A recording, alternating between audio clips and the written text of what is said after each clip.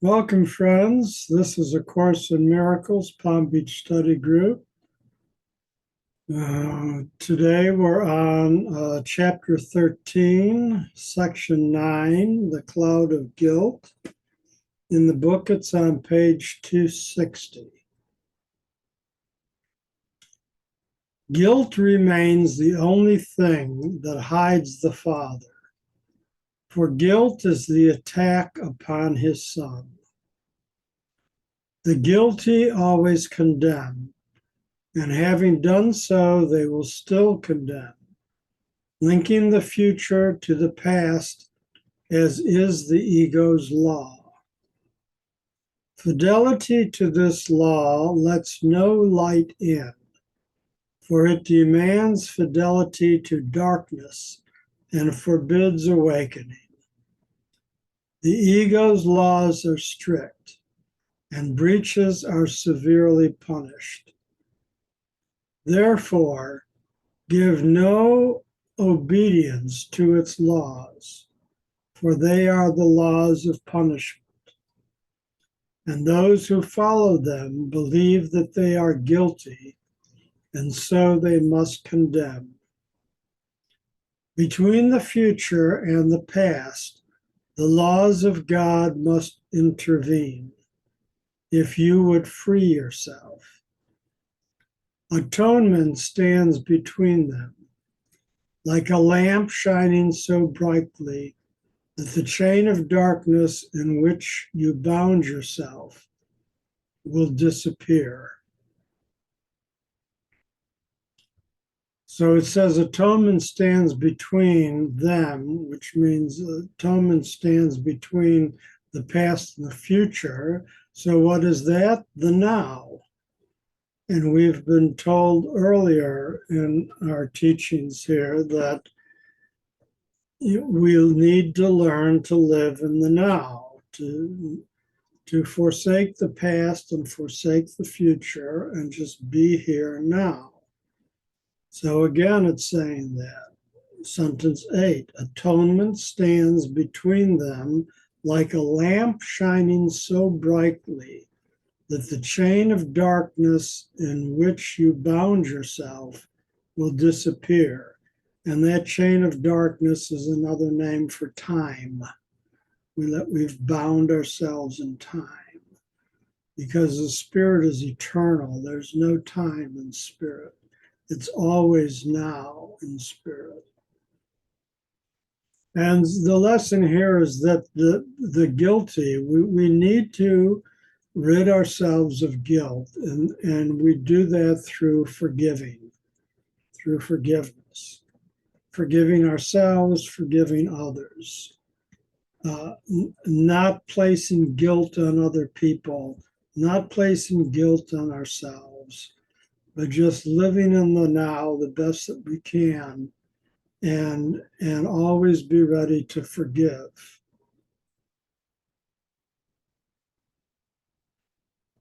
Paragraph 2. Release from guilt is the ego's whole undoing. Make no one fearful, for his guilt is yours. And by obeying the ego's harsh commandments, you bring its condemnation on yourself, and you will not escape the punishment it offers those who obey it. The ego rewards fidelity to it with pain, for faith in it is pain, and faith can be rewarded only in terms of the belief in which the faith was placed. Faith makes the power of belief, and where it is invested determines its reward. For faith is always given what is treasured, and what is treasured is returned to you. So if you have faith in the ego world, then you're playing right into the ego's game, and you will be entrapped. So if you're going to have faith in anything, I suggest you have faith in the Spirit. And remember, the kingdom of heaven is within you. So the Spirit is within you. Paragraph 3. The world can give you only what you gave it. For being nothing but your own projection, it has no meaning apart from what you found in it and placed your faith in. Be faithful unto darkness, and you will not see, because your faith will be rewarded as you give it. You will accept your treasure, and if you place your faith in the past, the future will be like it. Whatever you hold dear, you think is yours. The power of your valuing will make it so. Again, this is just saying the same thing from a different point of view in different words. If you have faith in the ego, if you have faith in the past, if you have faith in the negativity and the darkness and in time and space and all of that, then what you do comes back on you. And it's telling you it has no meaning apart from what you found in it and placed your faith in. If you have no faith in the ego, then it won't have any meaning for you. So paragraph 4, atonement brings a re-evaluation of everything you cherish. For it is the means by which the Holy Spirit can separate the false and the true, which you have accepted into your mind without distinction. Therefore, you cannot value one without the other, and guilt has become as true for you as innocence. You do not believe the Son of God is guiltless, because you see the past and see him not. When you condemn a brother, you are saying, I who was guilty choose to remain so. You have denied his freedom, and by so doing, you have denied the witness unto yours. You could as easily have freed him from the past and lifted from his mind the cloud of guilt that binds him to it. And in his freedom would have been your own. And this is the same theme that we've been taught over and over and over again in this course. That what you do unto your brother, you do unto yourself. And so the idea is to look on your brother and yourself with loving, forgiving eyes, not condemning others, not condemning yourself, not placing guilt upon others, not placing guilt on yourself, looking at everybody as though they are the spiritual beings that they truly are, that they are the Christ, that they are, everybody is your brother and sister in Christ, that we're spiritual beings, and that's our true selves, and to see that. And if we see that in others, we'll see that in ourselves, and we'll release ourselves from the guilt, which is the same thing as saying we'll release ourselves from ego. Any comments, questions? Yes, David. I had a conversation this week with a relative, and for years they didn't have a relationship with another relative. I says, what was the the problem. And what it came down to was they were judging the other person. And I says, well, from my memory, you do the same thing. So I says, I says, that's a reflection of how how you feel about them. It's she hesitated and said, you're right. And I says, you're angry at the other person. And it's the same thing that you've done in your past, even at the same age. And I said, and I'm guilty also. And I said, I know you love me. And I said, can you, use that energy or spirit of love towards the person instead of, judging them. That was basically the conversation. We're all human. We're all the same. We all make mistakes, and I says you're angry at yourself. Is what I'm hearing, or you're judging yourself, and you're not totally conscious of what's going on. Very good, very good. And I got that from the Course in Miracles. Yes, and fortunately, that person, what you said clicked, and they agreed with you. So that was good. You made a positive impact on somebody's life. I like to say everybody I look at is a mirror.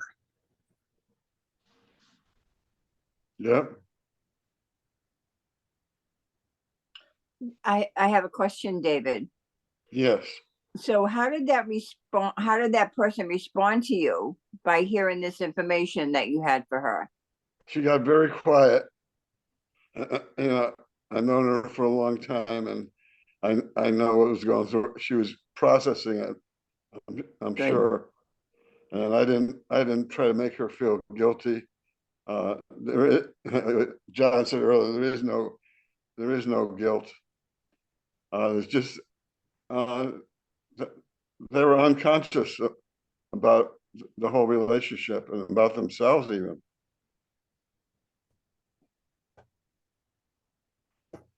I said, if you can turn that around and love the other person who you're disappointed with or angry with, it's good for everybody.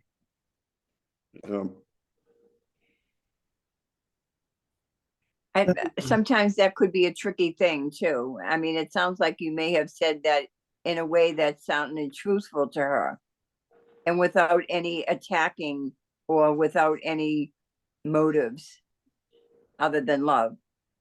Right. But the other person loves her too, and would like to have a relationship with her, because she stated it to me. And I says, that's your relationship. You should work on it. I said, if I see an opportunity to say something, I will. But without putting any shame or blame on the relationship or past relationship. The past is gone. We have to stay in the present, like John said. Very good. Thank you for your illustration of how this process works in real-time relationships. Thank you for sharing. I tried this. All righty, shall we go on? Yes, please. Thank you. Ed, did you want to speak? No. Okay. All righty then. We're on number 5. Yes. Lay not his guilt upon him, for his guilt lies in his secret thought that he has done this unto you. Would you then teach him he is right in his decision, in his delusion? The idea that the guiltless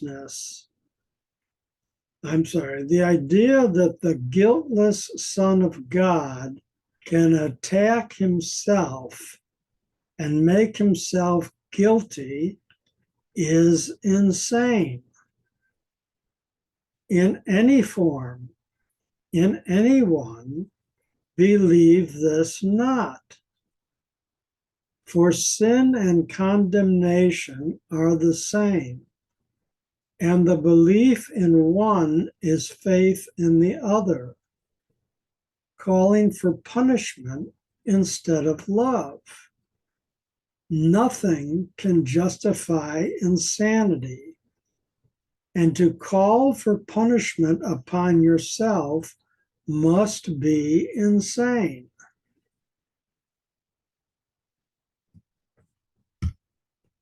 Hopefully that doesn't need any interpretation. I think that was pretty clear. Nothing can justify insanity, and to call punishment upon yourself is insane.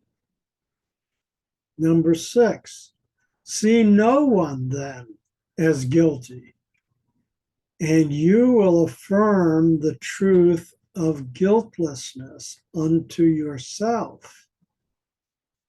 In every condemnation that you offer the Son of God lies the conviction of your own guilt. If you would have the Holy Spirit make you free of it, accept his offer of atonement for all your brothers. For so you learn that it is true for you. Remember always that it is impossible to condemn the Son of God in part. Those whom you see as guilty become the witnesses to guilt in you, and you will see it there, for it is there until it is undone. Guilt is always in your mind, which has condemned itself. Project it not, for while you do, it cannot be undone.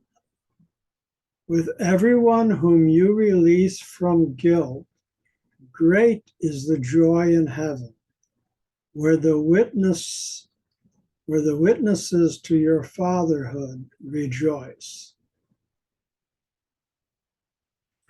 You know, this makes me think of in the ego world. You know, they preach heaven and hell. They preach sinner and saint, and they say that some will go to heaven and some will go to hell, and you know,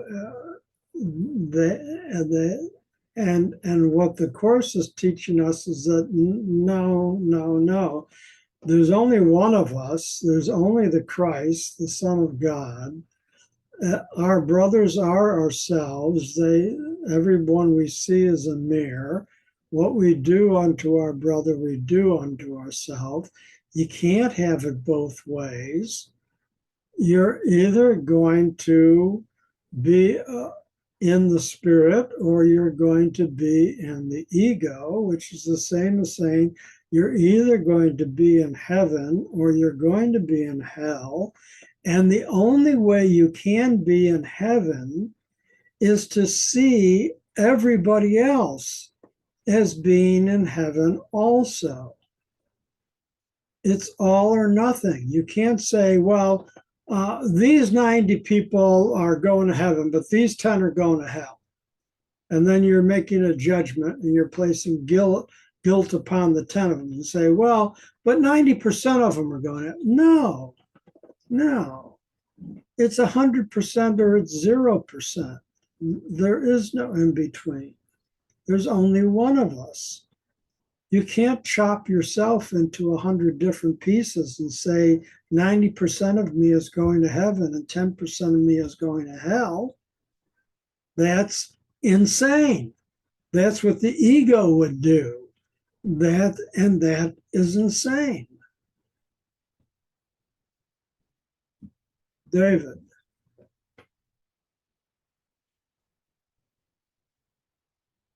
Are you wanting to speak, David? Yeah, there we go. It's creating separation. Yes. It's pushing people away. There's no relationship or no good relationship, and you can't be one if you're doing that. If you're an ego, Right. as much as I read this course, there's new understanding all the time.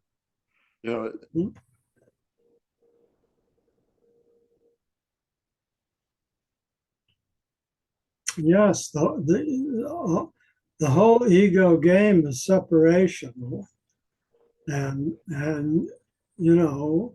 we have to learn just not to buy into that. There is no separation. We're not separate from God our Father, and we're not separate from each other. There's only one of us, and we are all in all.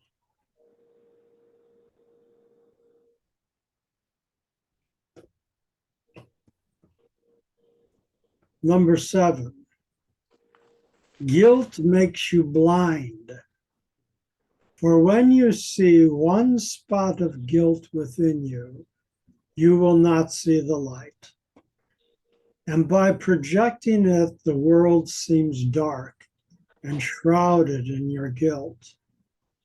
You throw a dark veil over it and cannot see it because you cannot look within. You are afraid of what you would see there, but it is not there.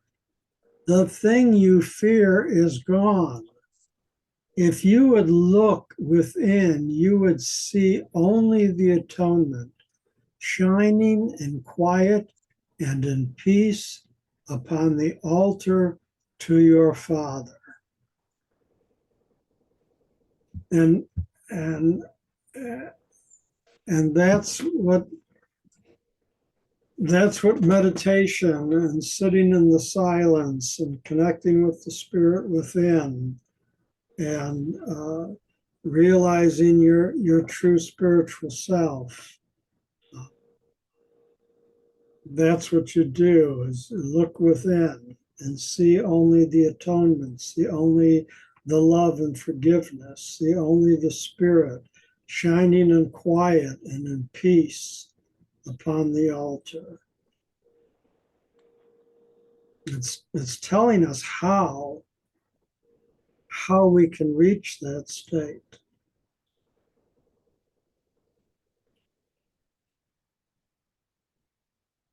And our last paragraph, do not be afraid to look within.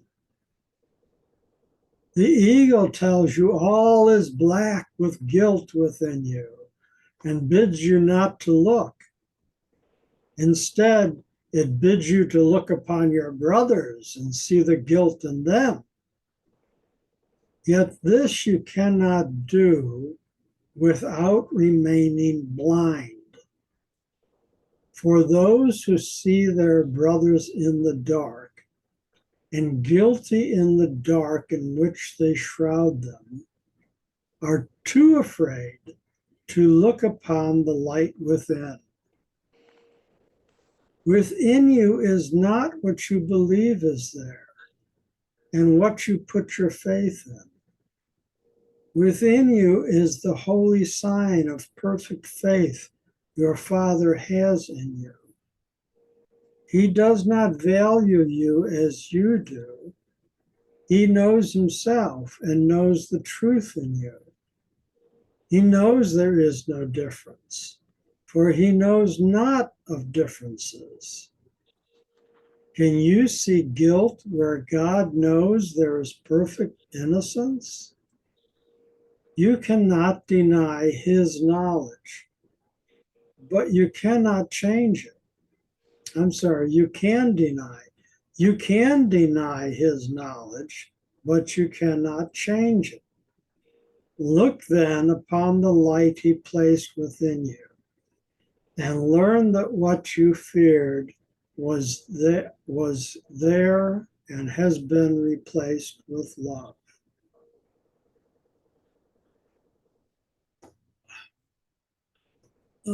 Let me go over this again a little bit.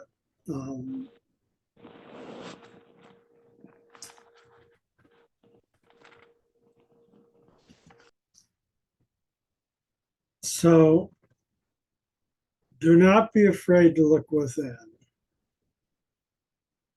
The ego tells you that all is black with guilt within you, and it bids you not to look. Instead, it tells you to look upon your brothers and condemn them and see the guilt in them and be afraid of them and judge them negatively. And then it says, but you can't do that and without remaining blind. You can't see it all if you're looking with the ego eyes. For those who see their brothers in the dark, for those who see their brother with ego eyes and guilty in the dark, in which they shroud them, are too afraid to look upon the light within themselves. And if you're looking with ego eyes, and what you believe is there, which is darkness and guilt and fear, and if you put your faith in that ego vision, then that's what you're going to see. But it's saying that within you is the holy sign of the perfect faith your Father has in you. That's what's truly in you. And that's what he values, not what the ego values. And God knows himself, and he knows the truth that is within you because he made you. He placed that truth within you. And God doesn't know of differences. God only knows there's one of us and that we are his son, his daughter, his child, and made in his image like himself. And he knows that we are perfectly innocent, that all of the ego stuff is just a dream. It never really happened. There's no reason to feel guilty for anything that's happened in the ego world because none of it is real. It's just a dream. Can you wake up from a dream if you had a nightmare and then feel guilty about what you did in the dream? You would say that would be insane. Well, it's the same thing. And then it says in sentence 12, you can deny God's knowledge, but you can't change it. You can deny it with ego thinking, but you can't change the reality of God. So then it ends by saying, look then upon the light that he placed within you and learn that what you feared was there has been replaced with love. Replace the fear with love. Replace the guilt with innocence. Replace the anger with peace. Replace the ego with spirit.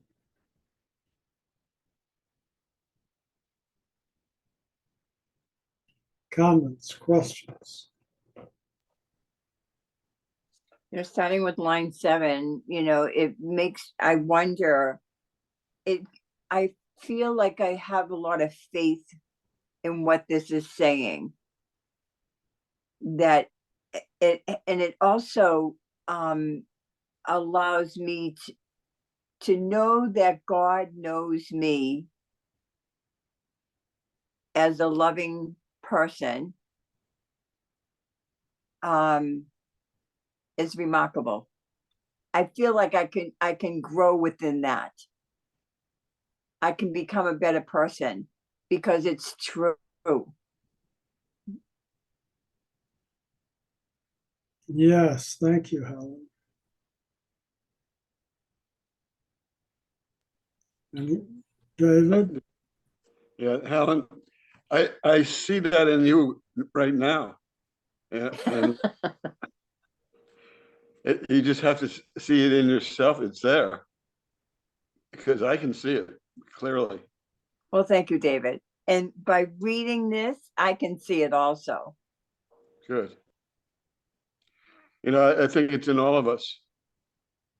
Yes, that's what As a it matter of says. fact, I know it is. I saw an example this week of someone who was kind of real, I'll see how I explain this. They were they felt hurt and pushed around, and I found out that someone spoke to them, and they changed, they turned their behavior around, and I saw a very sweet person. It was in her all along, but it was her feeling hurt and feeling unloved. I think that's a better way of putting it. Yeah. That made her act that way with other people. She was defensive and offensive, and it was just a reflection of her feeling hurt and unloved. And I know a little bit about her background, and that's how she was brought up with. One of her parents was very unloving. So I'm feeling emotional right now. I'm I didn't like the way she was acting before, and everybody was talking about the way she acted, but I knew a little bit about her background, so I was able to be compassionate. And I'm glad that somebody a close friend of hers spoke up and said something to her, because it straightened the whole situation out. Does that make sense? Thank you. Ed, did you want to chime in here with anything?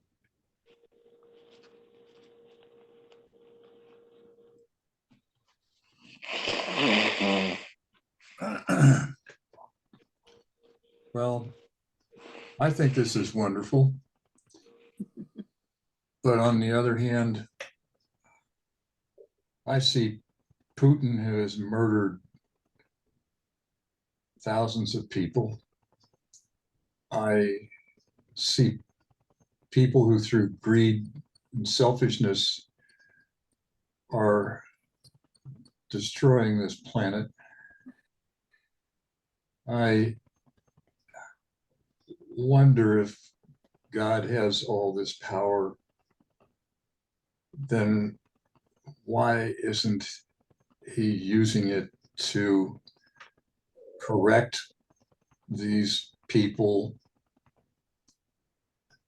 The idea of free will is, yeah, but then there is, when someone is doing terrible things to others and to the earth, I have a hard time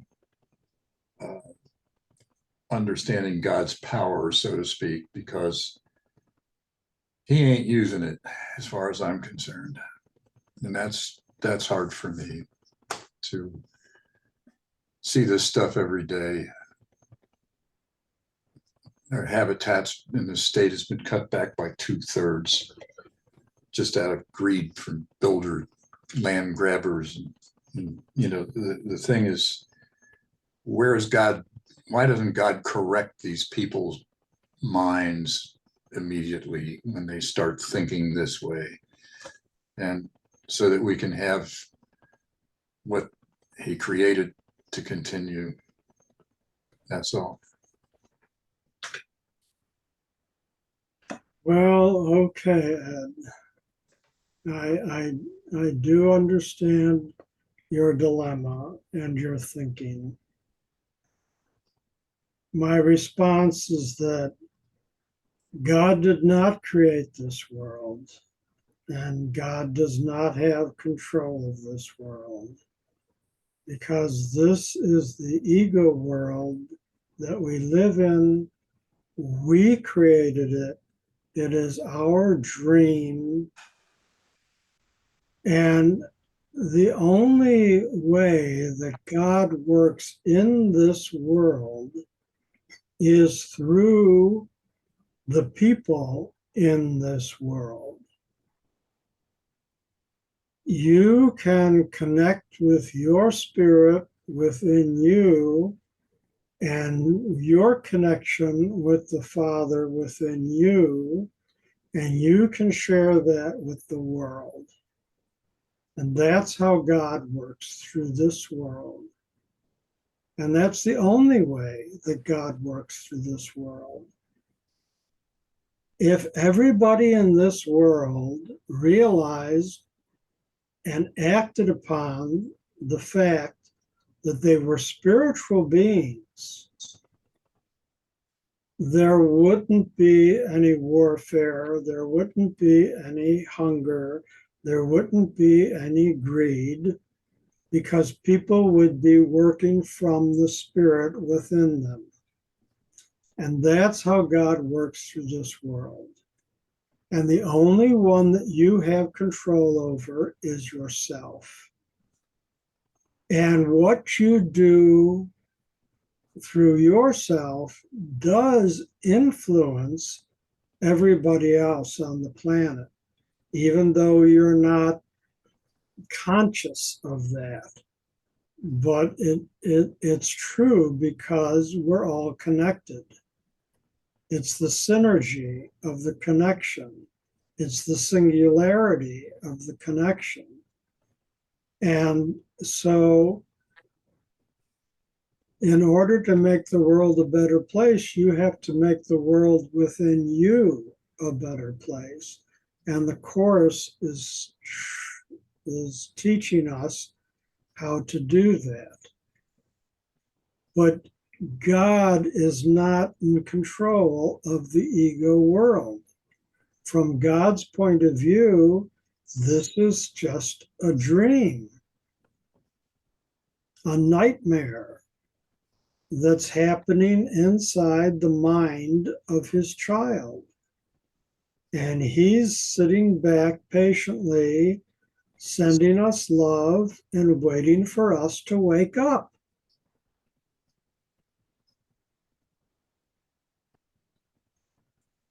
So you have the innocent little animals and the beauty of the trees as part of this ego world, and still, and it's all just a figment of our imagination. It's all just a dream. When these innocents are hassled, hurt, and destroyed.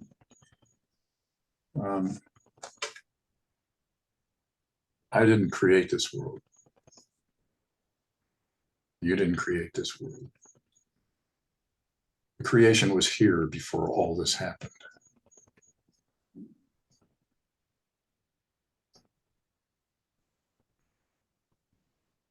Sorry, John, I just No, but you do, Ed, you have the ability to create your own self.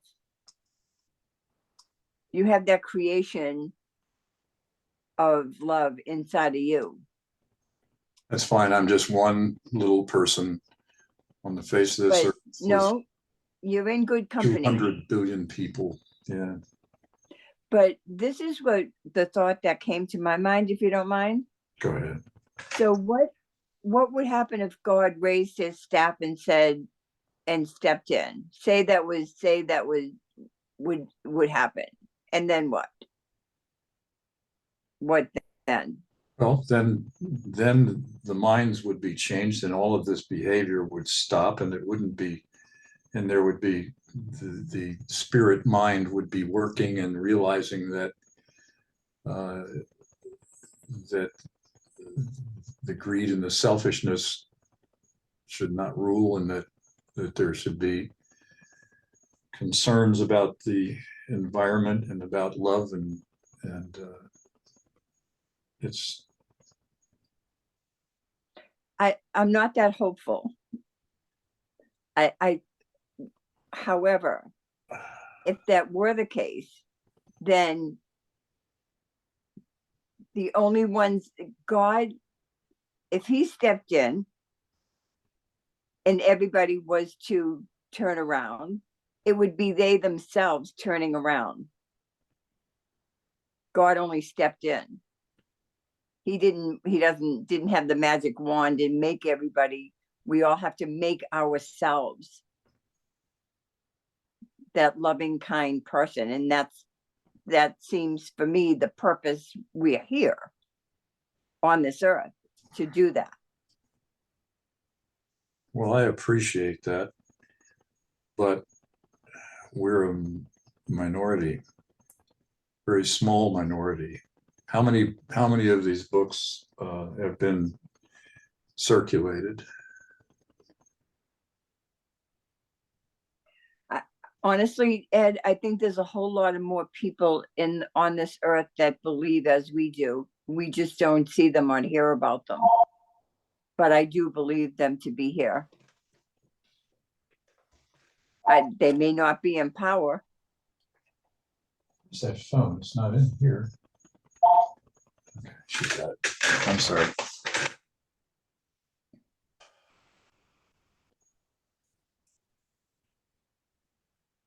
It's a difficult concept to wrap your mind around. And it takes years of searching for understanding to come to these realizations. And so I commend you for studying and for trying and for seeking. And I know that you will find. As you seek, ye shall find. As you knock, the door will be answered. And it will become clear to you. Just continue on the path. And as far as how many books of A Course in Miracles are in the world, first of all, there's millions of them, but the Course is not the only teaching that is teaching the same teachings, and the Course itself says that. There are many other religions and philosophies and teachers and gurus around the world in all different cultures that are basically teaching the same thing. Love yourself, love your neighbor, forgive. Those are the essence of it. And any tradition, any book that's teaching that is teaching the Course.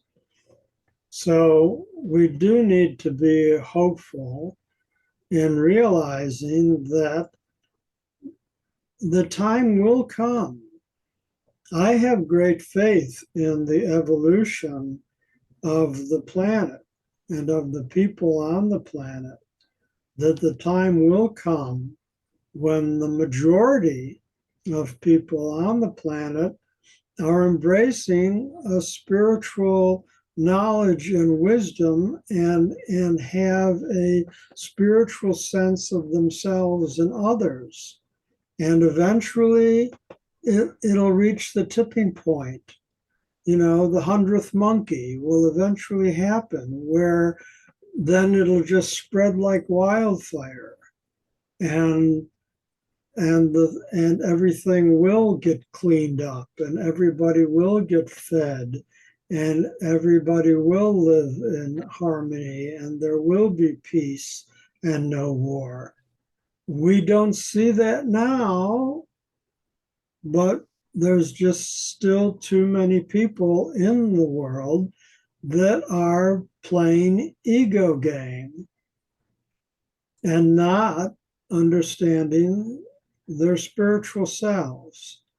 But we have to have faith that as time goes by, that people, more and more people, will embrace their spiritual nature and have a spiritual understanding and go through the process of forgiveness and atonement and leave their old ego ways behind. But it has to be done on an individual basis. I have to do it, you have to do it, she has to do it, he has to do it. Everybody has to do it for themselves. We all do have free will. And I can't make anybody else become spiritual. I can only do that for me. I can share that knowledge and hope that the people I'm sharing that knowledge with will embrace it and will own it and will transform themselves. But I can't actually do that for them, and neither can you. You can only do it for yourself. I can only do it for myself. So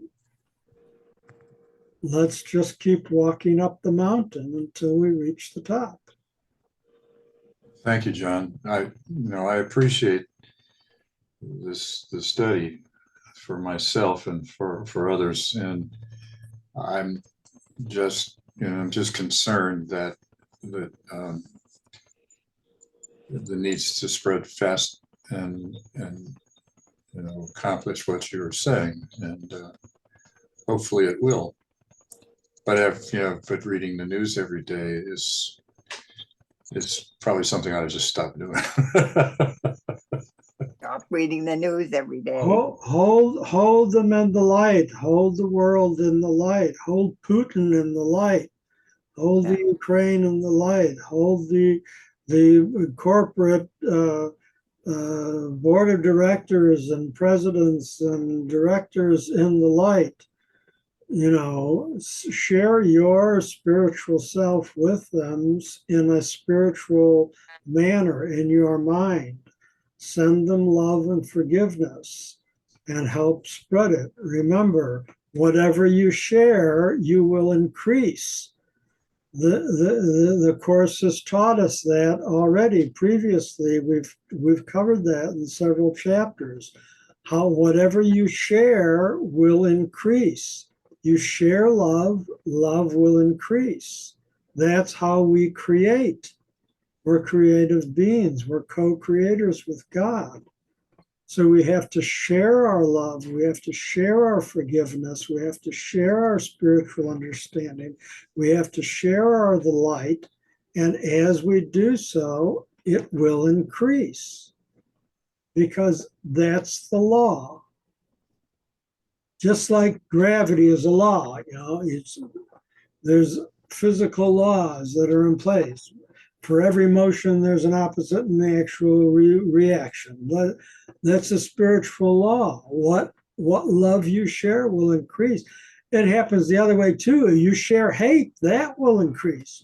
You share fear, that will increase. You share guilt, that will increase. That's the law. That's just physics. That's the way it works.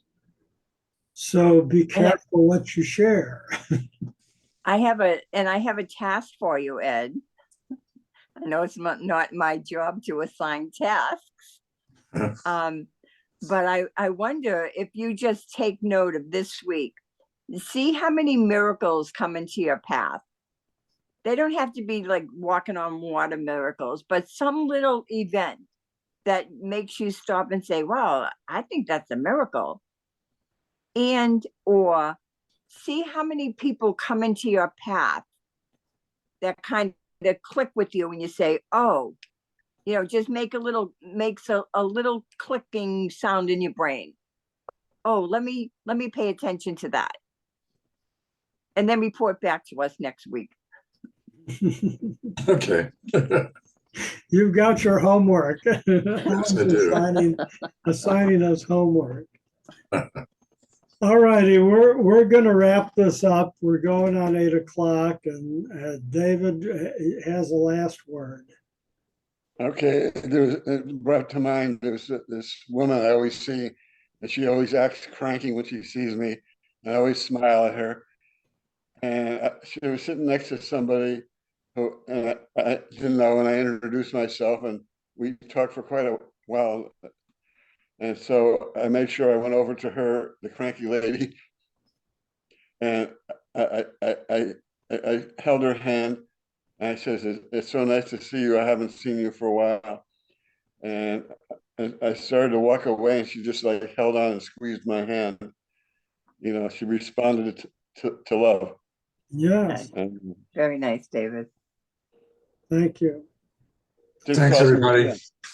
Thank you for sharing, everyone. Let us have a moment of silence and we'll stop our recording.